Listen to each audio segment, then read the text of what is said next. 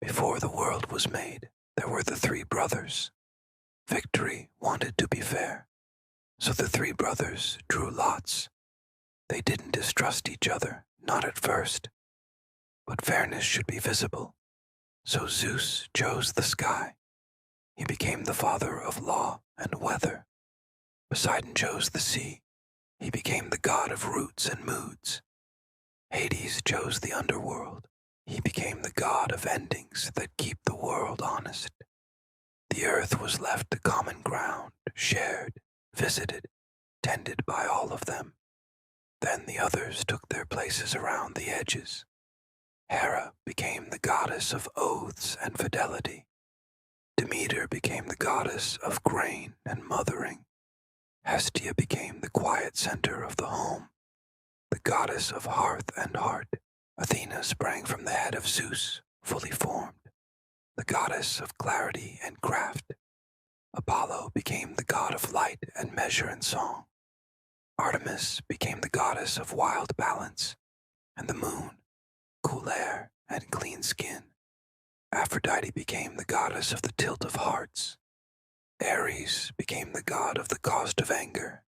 Hephaestus became the god of hands that build what ideas require. Hermes became the god of roads and messages and laughter at the right volume. And so Olympus became a court, not of vanity, but of duties. Below, villages learned to set stones in a circle, bless a field before planting, keep a hearth that holds both flame and story. And at twilight, smoke rose from small houses. Someone told the first, soft myth, where we came from, why thunder speaks, why the sea forgets and remembers, why winter visits and leaves. Stories grew into temples, temples into cities, cities into journeys. The world was arranged, not perfect. No one expected perfection. There were giants and monsters, sure, and the labors of Hercules, the madness of Eurydice, the terrible price of hubris, but also the simple gift of fire, Prometheus and Pandora, and the price and promise of fire. The world wasn't perfect, but it was capable. Love was capable. The first love, rough and tender. Gaia, the earth, and Uranus, the sky. Their children, the Titans, strong and sure. Kronos and Rhea. Love was capable of overthrowing the old order, birthing a new one. Love was capable of sacrifice. Kronos and his terrible deed, birthing a new order. Love was capable of patience, of waiting in the darkness for the return of light. Love was capable of everything the world needed. They taught the first humans how to farm and weave and make a roof that keeps out the worst of the storm. They taught them how to read the patterns in nature, how to honor the elements, how to appease the moods of the sky and the whims of the sea. They gave the humans laws and language and letters, a way to name the darkness so they wouldn't be afraid.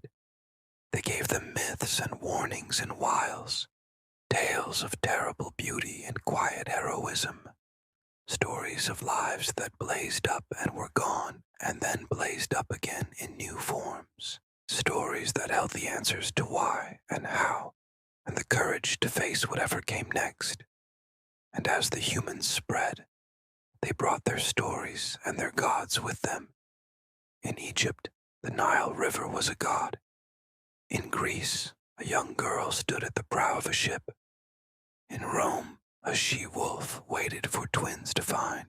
In Celtic lands, a warrior with a deer's head showed mortals how to die with honor. Wherever humans went, the gods went too. They became many things to many people, a crutch and a comfort, a burden and a boast. But always, always, even when the humans forgot them, the gods remembered. They remembered the warmth of the hearth, the smell of wood smoke and baking bread, the taste of honeyed wine and roasted meat.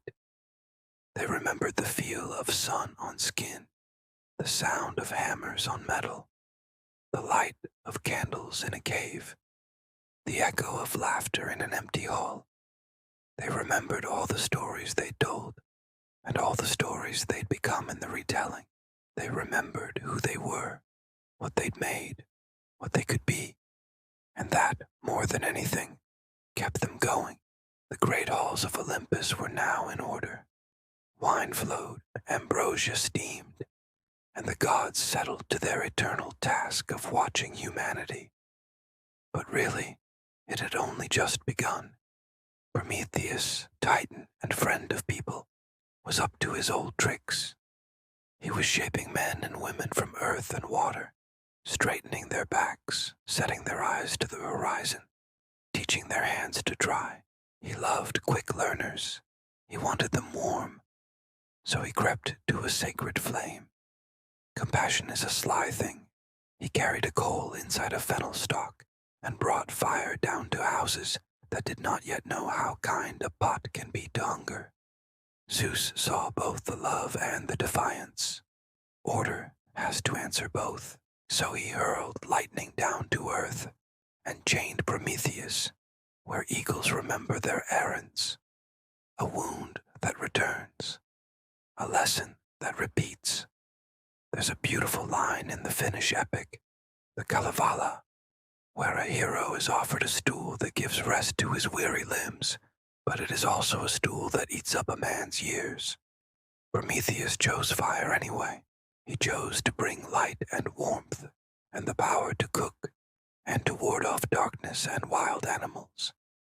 In exchange, he would bear chains and the slow, terrible rending of his entrails every 9th year. To the eagle and to Zeus, this was a fair exchange. Humans gained the advantage of fire, but you can see why the Titan's gift came with such a cost. Fire is a dangerous thing. It can warm you or burn you. You can cook your dinner with it, or you can burn down your house. Fire is life, but fire is also death. Fire is progress, but fire is also destruction. So Zeus then decided on an answer to balance the scales. A gift crafted by Hephaestus, adorned by Athena, blessed by Aphrodite, and delivered by Hermes. A messenger god, always bustling, always watchful, always ready with a sly word or a box that hides its face. Prometheus had given humans the gift of fire in the cold.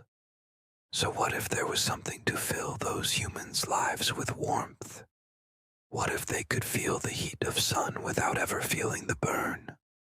That's when Pandora arrived at the door of the first human, Epimetheus. She carried a jar. Inside, things the world did not yet know how to name without flinching. Fatigue, envy, restlessness, sorrow, sickness. All the sharp threads that tangle days. Now, Pandora wasn't evil, just curious. She was made of earth and water too. A person like you and me. Really, she was the first person like you and me. The first human. So, of course, she was curious. What if the world did know these things? Would they still be a part of it? The lid was not sealed tightly. So when Pandora opened the jar, these troubles learned their wings. They flew into noon, into markets, into bedrooms, into those small pockets of thought where worry keeps its chair. She shut the lid quickly, just in time. One voice remained inside, Elpis, hope, not the bright shout, but the steady ember, the promise that tomorrow can still be met with a breath. That is what it means to be human. We have curiosity, sure, but we also have hope. We have dreams, yes, but also pain. We have love, but also loss. This is what the first humans learned from their first friend, a talking serpent. All the good things and all the bad, all the joy and all the fear, all the wonder and all the doubt, all of it together makes us who we are. The gods watched as the first humans opened the next fig leaf, the next box of shadows, the next layer of complexity, and then passed on these stories, tales of creation and cautionary tales. around small fires as the wind outside howled and beat against the walls. And so we find ourselves here, gathered around our own metaphorical hearth, listening to the oldest stories ever told. Stories about where we came from, about the price we pay, about the monsters we slay, about the villains we are, about the scars that turn into stars. And after the stories are over, we eat and drink and laugh and sleep, grateful for the gift of fire, knowing that tomorrow will bring more troubles, more weariness, but also new beginnings, new chances, new stories to tell,